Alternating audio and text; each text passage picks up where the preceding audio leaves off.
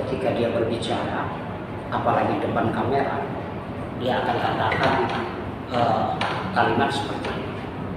Saya doktor si botak, SH, SAG, MN, PhD. Itu sering. Ya. Sebenarnya ngapain sih harus pakai ya, menyebutkan titel-titel seperti itu? Ya. Tapi memang saya perhatikan, ya, rata-rata seperti itu. Jadi orang yang memperoleh gelar kesarjanaan atau gelar akademik itu bukan diperoleh ya, melalui jalur atau prosedur ya, sebagaimana dimaksud di Undang-Undang Sisdiknas dan Undang-Undang Perguruan Tinggi. Itu terlalu bangga ya, dengan gelar yang diperolehnya. Ya.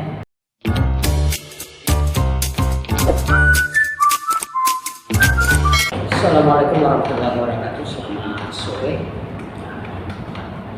Apa kabar? Semoga kita semua dalam keadaan sehat-sehat aja dan tidak ada kurang sesuatu apa-apa.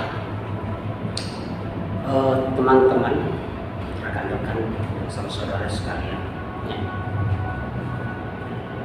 Saya sering memperhatikan bahwa seseorang yang diduga mendapatkan ya, atau memperoleh gelar kesarjanaan, mendapatkan ijazah ya, khususnya strata 1, strata 2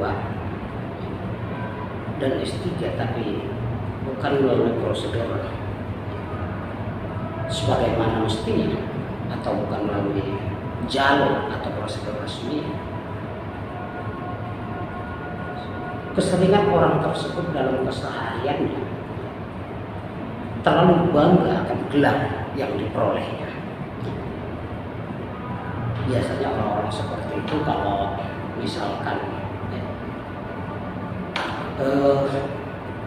di tempat umum, ketika dia berbicara, apalagi depan kamera, dia akan katakan kalimat seperti ini.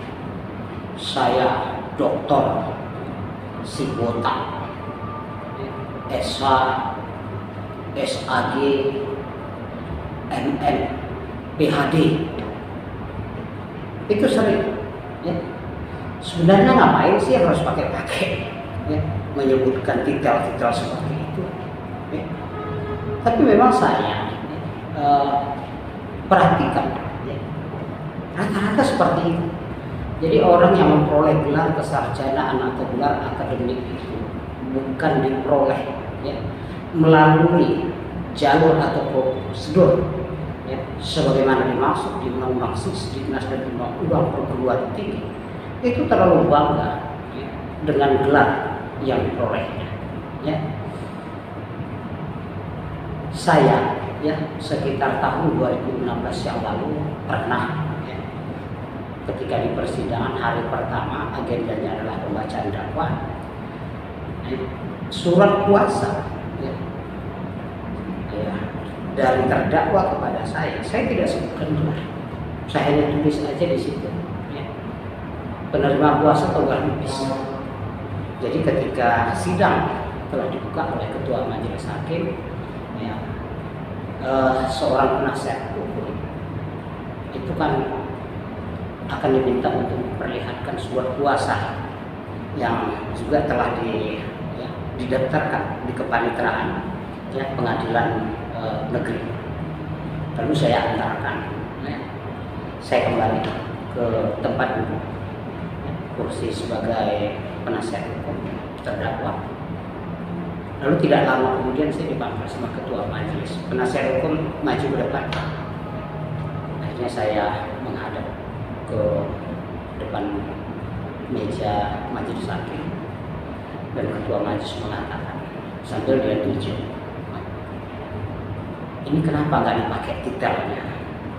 Saat itu secara spontan saya hanya menjawab, maaf majelis, apalah arti titel.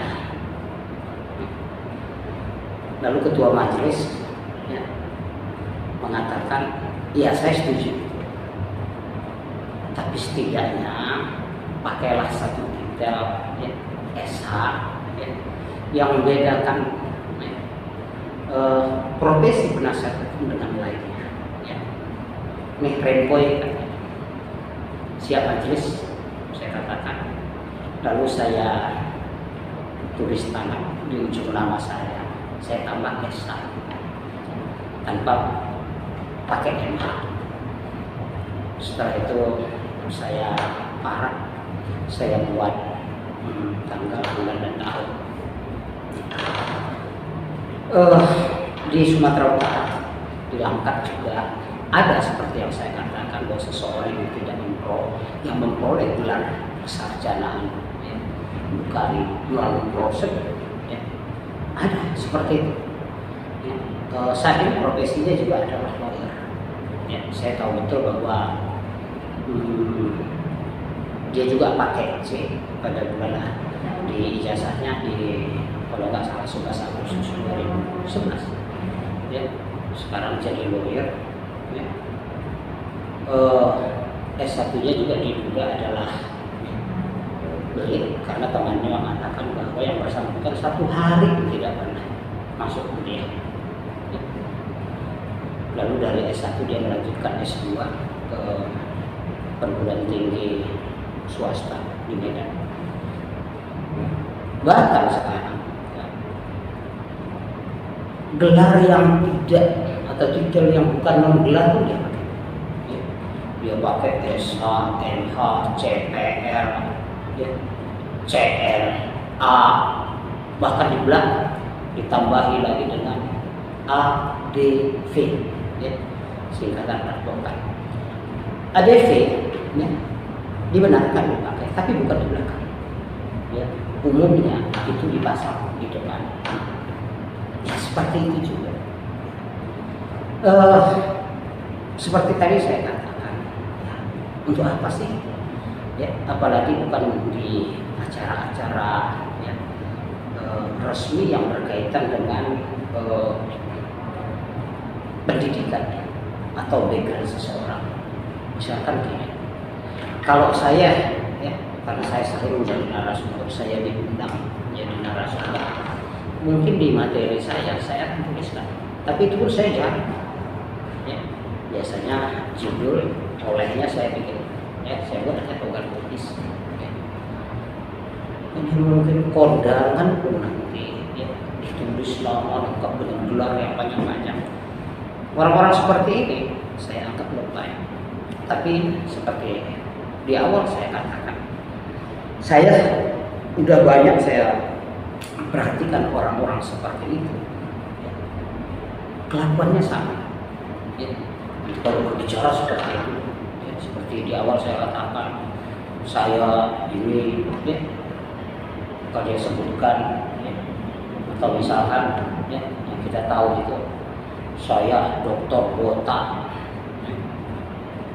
Bahkan kadang dia tak juga tuh saya dokter haji botak SH ya, SAG MA PhD.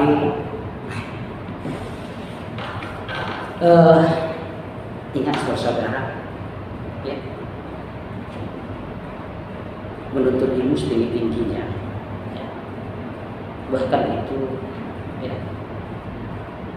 adalah sunnah bagi muslim.